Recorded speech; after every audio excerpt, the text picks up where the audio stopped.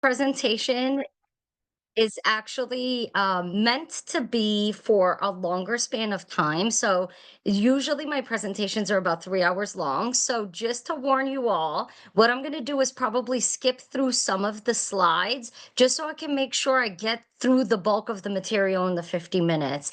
But normally I like to do breakout rooms, role plays, YouTube videos. So I'm very interactive. So I do apologize if you see me skipping slides. It's just because I want to adhere to the 50 minutes. But if anybody would like further information or even a copy of this PowerPoint or anything like that, please feel free to contact me. And I can always put my info at the end, but it's nkcounseling@hotmail.com. That's N as in Nancy, K as in kite, counseling@hotmail.com. So just in case anybody wants more information. So what I'm going to do, I can never figure out how to move people's faces while I'm presenting, and I have to kind of move the cameras around. So today's presentation is on dual disorders, assessment, diagnosis, and treatment through multiple barriers of care. And what I want to focus on is not just how to conduct substance abuse treatment, but rather how to look at it from a sort of dual disorders lens. And just to give you a little bit of a background, half of my career was in working with the Department of Corrections and dual disorders treatment. So I used to do substance abuse groups, evaluations, that type of thing with the Department of Corrections. So that was half of my career until I went into the private practice realm. So this is really a passion of mine, which is why I chose to present on this. So what we want to do is, obviously we have our objectives. Again, I'm not sure how much of it we're going to get through today, but we will try. I would like to focus on how to properly identify the intersection of mental health and addiction in the process of assessment, diagnosis, and treatment, and understand the challenges when it comes to access and coordination of diagnosis care and learning ways to overcome obstacles to effective treatment. I know that is sort of a mouthful, but essentially, we want to talk about how to properly diagnose and types of treatments, as well as how to collaborate with other professionals, which I don't know about you all, but I know sometimes that can be a struggle in our field.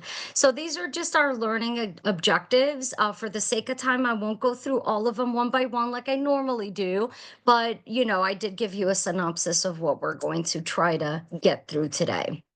So I wanted to start with a few myths that you probably have also heard, honestly.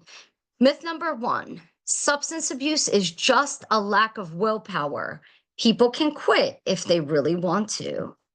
Well, substance abuse disorders are chronic medical conditions that affect brain chemistry, impulse control, and decision making.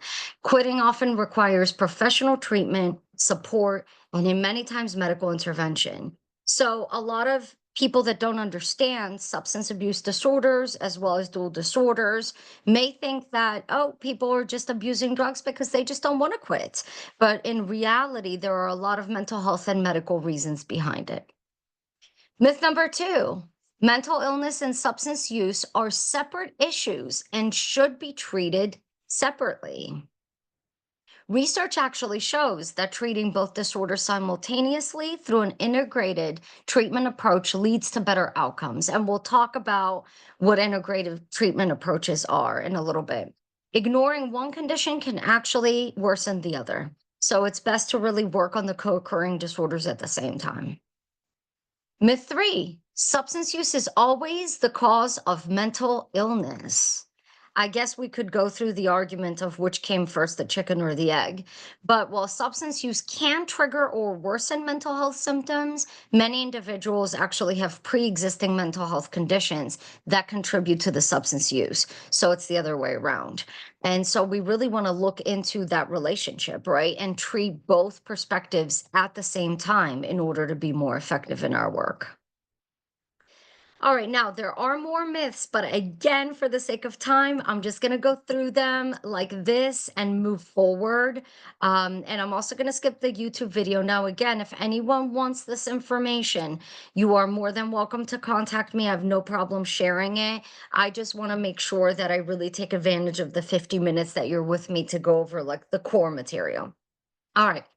So, co occurring disorders or dual diagnosis, we kind of use those terms interchangeably, refers to the intersection of mental health and addiction. And there's a critical focus in fields like psychology, psychiatry, and counseling, where we really are investigating the experiences and disorders simultaneously. So, not one versus the other, but at the same time, if possible. This is a cool sort of topic to talk about because assessment, from what I've talked with some colleagues and old classmates over the years about, is that sometimes we struggle to know how to properly assess, especially when it's, when we're referring to dual disorders. So, a few screening tools, and again, I'm not going to read this word for word because I don't want to bore you all, but just to go over a few. So we have some that are designed to detect both mental disorders and addiction. We have others that just are more like clinical interview based, so sort of like conducting a psychosocial assessment. And then we have the collaborative work where we refer outside to medical providers in order to also look into medical conditions that could be contributing. So we want to kind of investigate the different assessments in all areas. Now, again, as time permits, depending on for how long the person is attending therapy, if it's court ordered or not, that could also play a role in the frequency of sessions and also how much time you have with them. But just kind of to talk about a few of these questionnaires, the audit is actually a very popular one. It really is to identify alcohol abuse. So it screens for risky drinking behaviors and alcohol dependency. It can also help us figure out if there are other mental health symptoms that we may be able to pinpoint. Now, with these tests, of course, you use them in collaboration of the clinical interviews and the other process that you're going through with the client. The DAST assesses for the severity of drug use, and it is also critical for diagnosing co occurring disorders. So, again, the audit focuses on alcohol, the DAST on drug abuse. Now, the PHQ-9, the Patient Health Questionnaire 9, is a common tool for depression. You may have heard of this one, but that's a really good one. And the Generalized Anxiety Disorder 7, the GAD-7, screens for anxiety. Now, of course, when we talk about co-occurring disorders, we could be referring to many, many others. I just chose depression and anxiety as the primary ones because that's what, at least in my work, I have seen the most as a co-occurring disorder, bipolar being another one as well. All right, we have a couple more. Now, the mental status exam, I think you're probably all familiar with at this point, which really just helps to differentiate symptoms caused by substances, such as drug induced psychosis, or others resulting in other mental health disorders. So that's kind of a standard. Now, the structured clinical interview also is used just to diagnose mental health disorders based on the DSM. So these two, I feel like, are standards for the work that we do in general when it comes to counseling and mental health services. But in conjunction with the previous slide, where I mentioned the actual structured questionnaires that really pinpoint anxiety, depression, alcohol abuse, and drug abuse. By the way, please, please feel free to stop me at any point. You can put your hand emoji up or just feel free to interrupt, unmute and just speak if you have questions. Because I know I'm kind of going through it in a speedy way just to give you the info in 50 minutes, but I want to make sure that I'm answering any questions that you might have. Now, this area, I have to admit, is kind of near and dear to my heart. I work a lot with trauma. My dissertation actually was on psychological abuse. So, this part I really like to emphasize in my presentation because often people will come in with a history of trauma, and it's essential to figure out how that history might be contributing to either their mental health condition, their substance abuse condition, or both. So we really want to investigate if they note anything in their intake paperwork or during the psychosocial assessment or really at any point of your work with them that would indicate some sort of history of trauma, please consider using a couple of these. PTSD checklist is a tool to diagnose PTSD, and the ACE is really used to assess early trauma. Now, this one's predictive of future mental health and substance use issues. So this one really looks into like the early years, the childhood years. Now, what are some common patterns that you may notice? With substance use disorders, well, we know that, we may see mental health symptoms like depression or psychosis, but that are actually caused by substance abuse. And I'm not sure what you all have experienced in terms of your history in our field, but in my work, I have worked with quite a few cases, clients that have experienced substance abuse psychosis. In fact, these particular clients that I'm actually thinking of right now in my mind, they were often misdiagnosed because of, being Baker acted and getting diagnosed with, let's say, schizophrenia. And then after working with them, I figure out that it's cocaine induced psychosis or something like that. So we really want to monitor the correlation so that we can avoid misdiagnosis.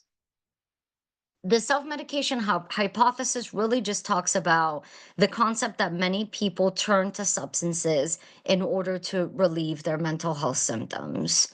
And dual diagnosis refers just to the presence of both together. So, substance use disorder as well as a mental health diagnosis, so co occurring. Now, going through the process of diagnosis, what we really want to look for is differentiating symptoms. So, for example, mental health symptoms that are caused or exacerbated by the substance use. For example, heavy alcohol use can induce depressive symptoms. So, when we're working with a client that may be coming in for, let's say, symptoms of depression, we really want to investigate that history, right, of the substance use to see, okay, is there a correlation that maybe they drink when they are depressed, or maybe they're feeling more depressed because they are heavy drinkers? As we know, alcohol is a depressant. So we do see that role often taking place. So the bottom line with this is carefully investigating the symptoms to see if one is causing or worsening the other. That's the tricky part here. Chronicity versus substance use issues. Well, we want to explore whether the mental health symptoms are substance induced, meaning, for example, prolonged alcohol use is causing the depression, let's say. Pre existing conditions, so some mental health conditions that actually existed before they developed a problem with substances. And interactive influence just means that they feed each other, right? We can't really say one came before the other or worsens it's like it's a cycle. And a person, let's say with anxiety, also self-medicates. So they are going together. It's not that one necessarily came before the other, it's in conjunction. Now, we do want to use the DSM criteria for diagnosis, of course, to ensure that we are properly diagnosing. And this is often the tricky part because, theoretically, they say diagnosing is supposed to be very objective. But in all honesty, I have worked with so many clients that have seen multiple therapists in the course of their lives. And they come in and talk to me and they bring me 5 different diagnoses, right? And so the symptoms may be the same, but how we are carefully reading them, the assessments that we conduct is very important as well. Okay, now I know a lot of you have your cameras off, but I am hoping that you are up for a little bit of an interactive activity, just because it's boring just hearing me talk for 50 minutes. So I really want to practice this. So here's a case study. Alex, a 32-year-old non-binary individual, was referred to a community mental health clinic due to worsening depressive symptoms and substance use concerns. They work as a freelance graphic designer and have a history of childhood trauma. Over the past several months, Alex has experienced persistent sadness, low motivation, difficulty concentrating, and social withdrawal. They report consuming alcohol daily, often drinking 5 to 7 drinks per night, and using cannabis to calm their mind. Despite recognizing that substance use is negatively impacting their life, they struggle to reduce consumption, stating that they rely on alcohol and cannabis to numb emotional pain. Okay, now normally, to be honest, I do breakout rooms for these activities, but being that we only have, let's say 35 minutes left of this presentation, or no, a little bit more, 20, 40, about 40 something minutes, I want to make sure that we stay on track. So instead of doing breakout rooms, whoever wants to can just contribute. So any ideas on a diagnosis and or what kind of route you would take for possible treatment? So if we look at the symptoms, there's a history of trauma. There's alcohol and cannabis abuse. Now, alcohol is daily, drinking 5 to 7 drinks a night, right? So that's a big hint right there. And as far as mental health, over the past several months, persistent sadness, low motivation, difficulty concentrating, and social withdrawal. Can anybody give me a few guesses on a diagnosis? This is for fun, so it doesn't matter if it's right or wrong. Any guesses? And you can just unmute and throw it out if you want. Depression, Yes, low depression. motivation. Mhm. Yes, excellent. Because of all the sadness, low motivation, right? Social withdrawal. So we know there's some form of depression. Now, this is where it's funny, the DSM, I feel like, when I work with students that are early on in their studies, they're like, this is so confusing because okay, it's depression, but what kind of depression, right?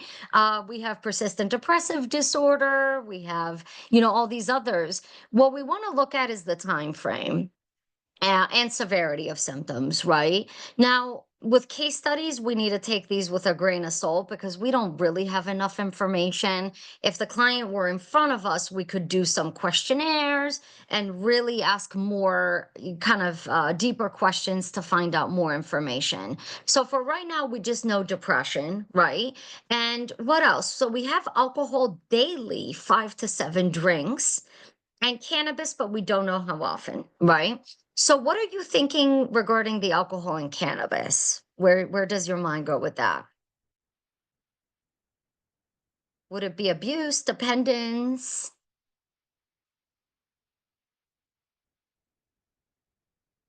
Any guesses? I know it's hard with these, right? Well, the alcohol, he's drinking daily 5 to 7 drinks. So it would be safe to assume alcohol dependence, right? Because, for example, if I asked him tomorrow morning not to drink, he would probably begin developing withdrawal symptoms, right? Like shaking, DTs, which, by the way, we don't want to recommend. Alcohol actually requires a medical detox because of the severity of the withdrawal symptoms. So clinically, I wouldn't just tell them to stop drinking, right? I would refer them to a detox facility. Now, the cannabis, we don't know how often, so we can just say cannabis abuse. But we don't know if it's dependence, right? Is it daily? Is it all day? We have no idea. But these are I'm just kind of using this as an example to see what we do, how we dissect it, right? When they're coming in with all these symptoms, okay, how bad are they? What is the severity? What is the frequency? And that's how we pretty much determine diagnosis. So that was just for fun. But here's where I've outlined when we're diagnosing, what do we want to look for, especially when dealing with co-occurring disorders? Sorry, I almost choked. So mental health symptoms, we're looking at their mood, their sleep habits. Social withdrawal is a big hint, right, for depression, and just feelings of worthlessness, which is an intense link with depression. In terms of substance use, we're looking at, how bad is it? Are they blacking out? Are they drinking and driving? Do they not remember what happened yesterday when they went to the bar to meet up with their friends? These are key pieces that would kind of raise our flags. So, for example, I've worked with clients that will tell me, oh no, I don't have a drinking problem at all. In fact, I hardly ever drink. I drink like once a month. So, okay, you think once a month, as long as you're over 21, that's legal, not a big deal, right? So then I would like to investigate, okay, once a month, how much? How many drinks? Do you ever engage in risky behaviors when you go out drinking once a month? Do you drink and drive?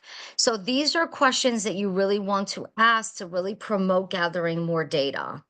They might only be drinking once or twice a month, but if they are binge drinking, to the point of blacking out, then that would be considered alcohol abuse based on the DSM criteria. And you can review that if you have a copy of it. But just to kind of give you a hint on, don't look just at the frequency, try to investigate, okay, what kind of behaviors do you participate in, how much, that sort of thing. And then also, of course, psychological factors. Do they have a support system? Do they have close relationships with family, with close friends, with a partner? Financial stability. Are they working? Or do they lose jobs left and right? Do they get fired a lot or are constantly unemployed? History of childhood and emotional and physical abuse. As we mentioned earlier, trauma really often plays a role in future mental health and co occurring disorders in terms of substances. So, these are sort of some of the areas that we really want to dive a little bit deeper on. Okay. So, the diagnosis for this case, again, we don't have enough, right? Just with that information. I would want to know more, honestly. But with what we have, we're going to say depression and alcohol disorder. Now, I'm thinking dependency because there's abuse dependency. Drinking every day, 5 to 7 drinks, screams dependency to me. Now, the major depressive disorder, again, we'd want to investigate, right? Now, the DSM criteria is at least 2 weeks of the symptoms, and there's at least 5 depressive symptoms in that category that they would have to fit. Now, he could also have persistent depressive disorder, which used to be called dysthymia or dysthymic disorder. I still call it that. I sometimes forget the new term, which just means like a lower level of depression, but for longer, for 2 years or more. So, again, in this case study, it only said several months. Now, if you had the client in front of you, you'd want to investigate when did this start? Because he might tell you, oh, I felt depressed for the past 4 years. So then you might be thinking, okay, persistent depressive disorder could be an option because it's that long, right? Major depression is a shorter span, but more intense. Persistent depressive disorder is a longer span, but less intense. So, again, take this case study with a grain of salt because, we don't have enough information. Now, I'll go through this real quickly just so we can get into more of the information. But in terms of a treatment plan, there are lots of ways we could handle this, but because we're referring to a dual disorder, we want to look at it from an integrative treatment approach. In other words, not just work on the alcohol dependence and cannabis abuse or just on the depression. If we work on one and not the other, really we're risking relapse and further, worsening of mental health symptoms. So we want to work on them together at the same time. And some of the techniques that you could use, motivational interviewing is one of my favorites. I used to use this a lot with the court ordered clients because, as you can imagine, court ordered clients usually don't want to be in treatment. And so you often need a lot of motivational interviewing to really work through their understanding of what's going on, right? Because they often come in with a certain level of denial, right? Like, I don't have an alcohol problem. I'm fine.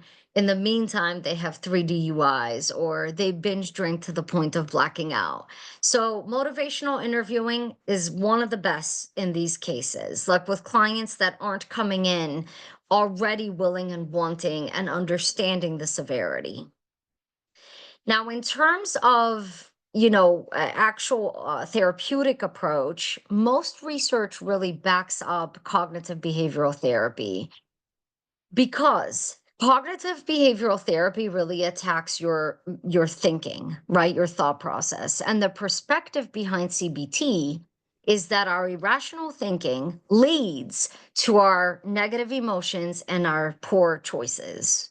So if we don't attack our irrational thinking, then we're not going to be able to repair the negative emotions and poor choices. So that's the concept behind CBT. Now, EMDR, there's a certification involved with EMDR, but if any of you are interested in working with trauma, this would be a good one to look into. And because of his childhood history, where he mentioned trauma, if you were certified in EMDR, you would use this. If you are not certified in EMDR, we are still allowed to work with trauma. There are many techniques that you could use. One that I'm getting certified in right now, which is really cool, is trauma focused CBT. It's called TFCBT. So that's a much shorter certification as compared to EMDR. So that would be a good one if you want to be more knowledgeable in how to work with trauma, but maybe aren't interested in going through the long process of EMDR certification. And then medication management, which we wouldn't handle, but this is where we would collaborate with other professionals and we would work with a medical doctor or a psychiatrist or a nurse practitioner to get them evaluated, right? And to see, do they need SSRIs for depression? Or if they are going to go through a detox, they would need a medical facility for the detox because they would need medication for that as well. So these are just some ideas. Again, every professional kind of handles things a little bit differently, but these are some core ideas that you could look into. Now, in terms of goals, there are many that we could think of probably for this gentleman, but coping mechanisms kind of come up at the front of my mind because he's drinking and abusing cannabis. Theoretically, we can assume based on the case study that that's related to his depression. He's socially isolating. So, what we really want to do is develop good coping mechanisms. And detox and relapse prevention. Why? Because in conjunction, the two can really work with managing his depression and eliminating going to alcohol and cannabis for support. We want outside healthy support and internal healthy support. There are many community groups, AA, NA support groups. I know we do things a little bit differently as clinicians than like as compared to support groups, but I always reinforce community services because we're just one person conducting one type of treatment. So we really want to reinforce them seeking outside support as well. So lots of support groups out there, housing and employment support if they are unemployed or having financial trouble. I'll tell you, I would say personally, I would say at least a third or a fourth of our work as clinicians is going to be understanding community resources and having them available to share them with our clients. Because often they come in for mental health or substance abuse or co-occurring treatments, but they don't have the resources. They don't know where to go. I've had clients come to me wanting, information on food stamps, information on applying for Medicaid or for disability. And yeah, we don't know everything, right? But I like to keep an ongoing sort of resource list so that way, if a client does need something, I'm there to support and I can give them the information. Any questions so far before I continue going? Because I know it feels kind of speedy. I feel like this is the fastest I've ever spoken in a presentation, but I really want to give you a lot of information. And I know we only have 20 more minutes, so I'm mindful of that. Let's talk ethical considerations. I always, as a side note from this slide, when I teach, I always tell my students there are three aspects to ethics in our profession, in my opinion. We have the ethical guidelines that are we have to adhere to through the board, right, for our license. So, what does the board want us to do in different situations? Those are ethical guidelines. We have legal guidelines. What is the law? So, would we get in trouble if we did X, Y, and Z, right? Would it be a charge, a legal charge? And then the third, which is the most complicated, is the moral. the moral piece. And that's you. That's internal. Nobody tells us that part, right? We all have our own moral compass, and that's how we figure it out. Now, if we really want to be excellent clinicians, effective with our clients, my recommendation would be to adhere to all three, because what you're doing may not be illegal, but it might be unethical. Or it may not be unethical based on the board, but it might be moral based on your own guidelines. So try to follow all three to really secure good work. Now, here are some concerns in this specific case: confidentiality versus safety. If Alex's substance use leads to self harm or suicidal ideation, safety planning is critical. Now, oh, I love talking about this topic. Suicidal ideations and Baker Acts. This is a very controversial topic sometimes when I bring it up, because every clinician, again, remember the three compasses: we have the ethical, the legal, and the moral. Every clinician and medical provider may handle this a little bit differently, even though we are mandatory reporters. So keep in mind, we are supposed to report suicidal ideation, intent, and plan. But where's the gray area here? The gray area is that sometimes the client may be depressed, maybe abusing alcohol, cannabis, like in this case, maybe has fleeting thoughts of suicide, but no active plan or intent. So in that case, it's kind of a gray area, right? Do I Baker Act? Well, there's no plan and intent, right? If we Baker Acted every client that had thought about suicide, that'd be a lot of clients. Because I don't know about you all, but I get a lot of clients that are pretty depressed. So what we really want to look at here is severity, right? Intent, plan. Do we feel like this person is in real danger?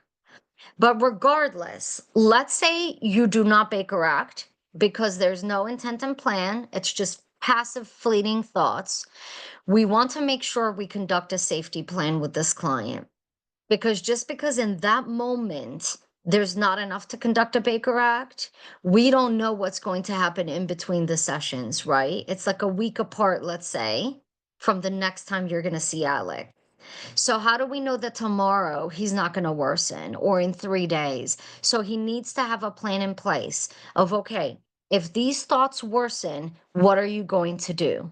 And we literally outline the safety plan, and they leave your office with the plan in place. So that way they know, okay, if I get worse, I'm going to call this person, or I'm going to do this, I'm going to go there, and they know. This is a must, guys. A safety plan is a must. This could get you in trouble in a lawsuit if something ever happens to a client and you had evidence that they were thinking about harming themselves with no safety plan in place. So you want to at least do it with the client, and then in your notes but make sure you verbalize in the notes, conducted a safety plan with the client, right? So that way you have it in there and you're safe, and they are safer as well, which is the point, right?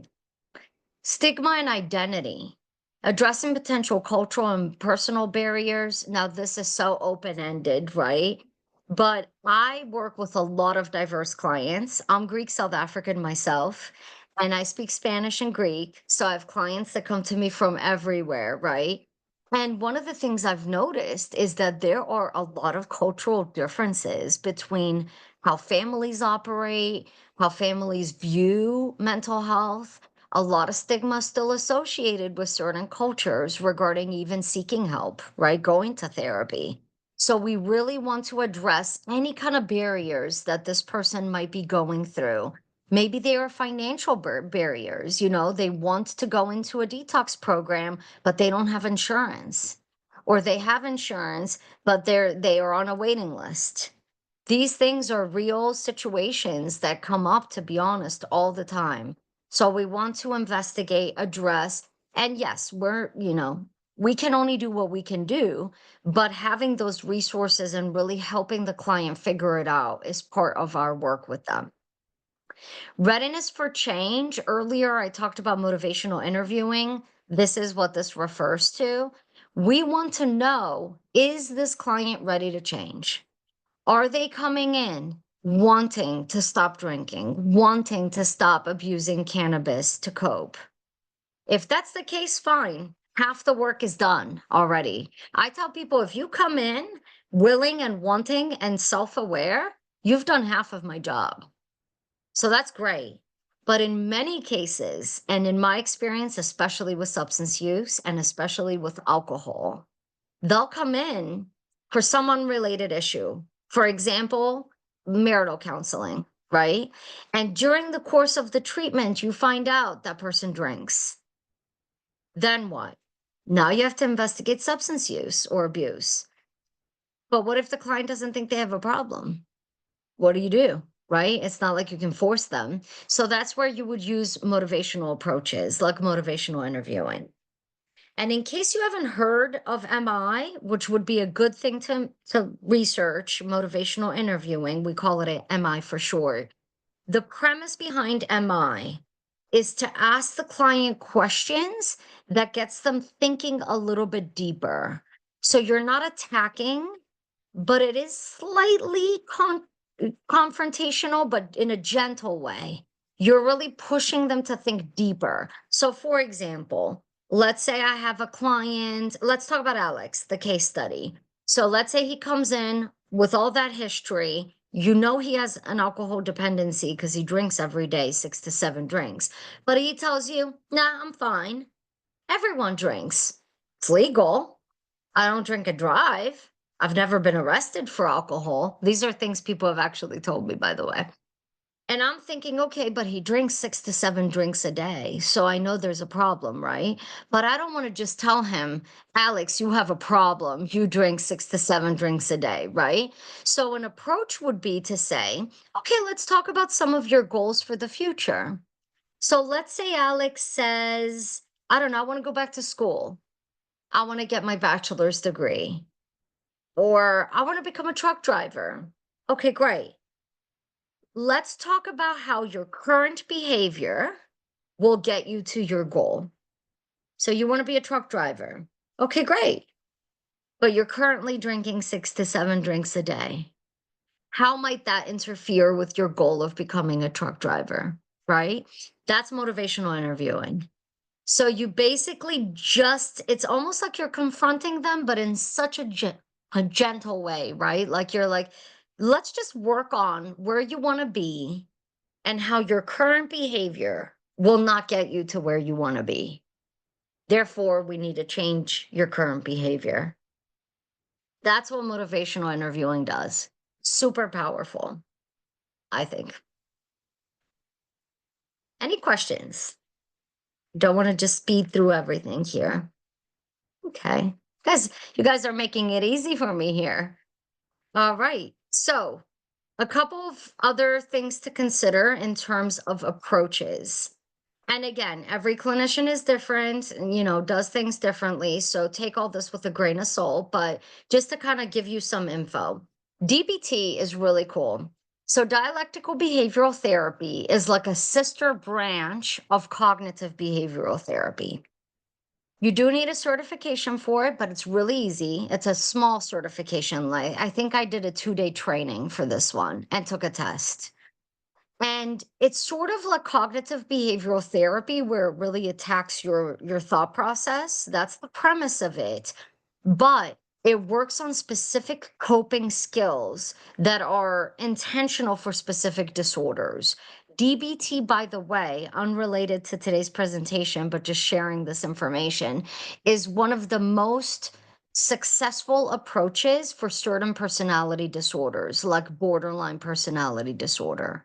So DBT is really powerful. So think of it like CBT, cognitive behavioral therapy, but it adds some of that emotional regulation and coping techniques as extras.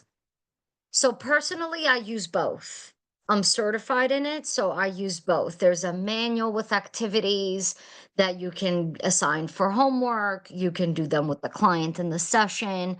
There's just a lot there that is very helpful. So it works on emotional regulation, identifying and labeling emotions and triggers responses. The stress tolerance is really cool. It really helps people cope with crisis situations in healthier ways. So if you're noticing that the client, let's say they are depressed and maybe something happens in their daily routine and they just cannot handle it, right? So that's when you would teach them some distress tolerance techniques of how to handle those stressful situations. Mindfulness is also big with DBT. So doing a lot of guided imagery, meditation, just anything that would bring them back into the moment instead of in the past or in the future, which often worsens their emotional state. All right, now, how does CBT and frankly DBT work with co occurring disorders? Recognizes negative thought patterns and teaches practical coping mechanisms. So, how they can manage cravings. For example, some Alex who drinks 6 to 7 drinks a day, even after detox and all of that, there are going to be days where he might think about drinking. He might crave it again. I mean, he's been drinking for a while. So it's not like they go through detox and okay, we're done with the problem. So we really want to work on, all right, when you have cravings, what are you going to do? Right? How are you going to deal with that? And also reducing stressors, learning how to deal with triggers. Life is stressful sometimes, life is complicated. So, what is he going to do next time he gets stressed out? Next time something bad happens, is he going to turn to alcohol or marijuana? Right. So, these are some of the things we're really trying to attack here. Motivational interviewing, I think I've talked about a lot already. But what it does is it really gets people thinking deeper so that they can kind of get rid of that faulty thinking, that barrier, right? The denial. Now, the key to motivational interviewing, remember I mentioned a little bit ago, it's kind of like a gentle form of confrontation. And the reason I said that is because you're not going against the client, you're working with them, but kind of pushing for deeper thinking. So you're not attacking them like, yes, you have a drinking problem. No, it's none of that. You express empathy. You really are supportive. But at the same time, you begin showing them that there's a gap between what they want and what they are doing. You're really pointing out the discrepancy. Okay, you want to go back to school. That's fabulous. How does drinking 6 to 7 drinks a day help or hurt that goal? Right? It's powerful. Even me just saying it right now, I'm like, wow, that's powerful, right? That would get me thinking. So you really want to roll with their resistance. You're not going against it. You're rolling with it, but giving them some questions to really get them thinking and processing differently. This one is super effective if you're working with court ordered clients. I'm not saying it's going to work with everyone, right? Sometimes we try and it doesn't work, but it's a really good one. It focuses on their ambivalence, right? Like they sort of want to improve. That's why they are in counseling, especially if they're not court ordered, but they're not really ready, right? Some people don't want to give up their alcohol. Some people don't want to give up the prescription meds or whatever it is. And so you're working with that ambivalence to try and get them closer to the healthier side. All right. Now, what are some medications that are prescribed? Now, again, we do not prescribe these, so you don't have to know all of this. I just kind of threw it in there just so you can be a little aware. We would refer out to a medical doctor, psychiatrist, or a nurse practitioner for this, a medical provider of some sort. But these are some medications that would be prescribed, and I've actually explained here what each one of them does, right? And I know we're at the 5 minute mark now, as far as our presentation. We only have 5 minutes left, so I won't go through all of them, but just know that this is an example of what they would use. Remember, with alcohol dependency, there are some serious withdrawal symptoms that would come with it. So we definitely want to recommend medical management when it comes to stopping the drinking. If it's daily, right? I mean, if it's once a week, they probably would not have withdrawal symptoms. But if it's daily, we would want them to get some medicine to help, to avoid something bad happening. So these are just some examples of the medications that would be used for that. All right. Now, again, here I've outlined with different disorders what would technically be the medical treatment. Again, to reiterate, since we don't prescribe, take this with a grain of salt. There's only so much of it you need to know. I like to be a little versed in this area because often clients will come in already on medicine, to be honest, from their psychiatrist or their medical doctor. So I like to know what's going on, right? Like, what are you on? How do you feel on this? Do you feel it's effective? Are you having any side effects? Because if I notice a problem, like maybe they are having really bad side effects. So maybe they stopped taking it because they didn't like the side effects or something like that going on. I would right away want to refer them back to the prescribing doctor. And, I wouldn't give them medical advice because that's out of my scope of expertise. But I would certainly recommend that you refer them back and say, hey, I think it's a good idea for you to go to your doctor and talk to him or her about it. But these are just some examples of what they would prescribe. Now, this is where I normally do my breakout rooms, which I know obviously today we do not have time for it. So I'll skip that. And then, just keep in mind accessibility. Not all clients can come into the office, and I don't know how you all feel about telehealth, but I'm big on it because it really allows people to get the treatment they need, even if they live a little further away. I've had clients that don't have transportation or work crazy hours, and they may have to squeeze me in during their lunch break. So, really increasing accessibility through telehealth and also considering sliding scale. Now, I know a lot of clinicians that don't even accept insurance and are self-pay only. Personally, I do take insurance and I also go on a sliding scale. So even just to leave you with this example, I'm a doctorate level, certified in many different areas, and I have clients right now as we speak that pay me as low as 50, 60 a session, which in my area, I'm in Palm Harbor, Florida, it's unheard of. Most people with my level of education, they charge 150, 160. But I want to help people that need help. I also sometimes do pro bono services where I'll have one or two clients per year on my schedule that I do not charge for. But for reasons, right? They don't have insurance, they have low income, just to help. And I'm not saying you have to do this, but just some things to think about if you want to expand accessibility to your services. Okay, and I know I'm 2 minutes out. I'd like to be very good with my time. So, any questions, concerns? I know we kind of sped through it, and there's more here. I talk about cultural factors, right? Being culturally sensitive, and some examples of how you would make sure you're culturally sensitive. So, there's plenty more here. I think this is like 30 something slides or 40 on this PowerPoint, but I think I covered the most important, which is the process of identifying dual disorders, properly diagnosing them, and then properly treating them with hopefully collaborative care. Any questions, concerns before they boot us out? All right.